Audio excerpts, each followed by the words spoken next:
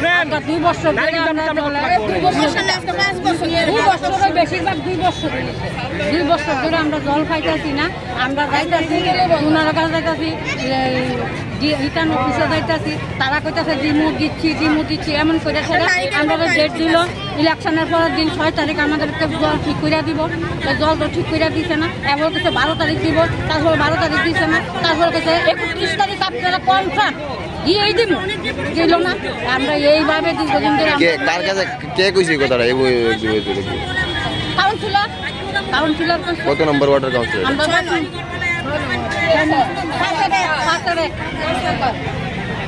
আপনি কোন জায়গার বাসিন্দারা? কোন গত 5 বছর ধরে আমরা জলের সমস্যায় ভুগতেছি, মানে কল চাইপা আমরা আর 4 তলাতে জল উঠাইতে পারতেছি না। মানে তারপরে তারা কইতাছে জল দিব, আজকে দিব, কালকে দিব, ডেটের পর ডেট দিতেছে, কিন্তু আমরা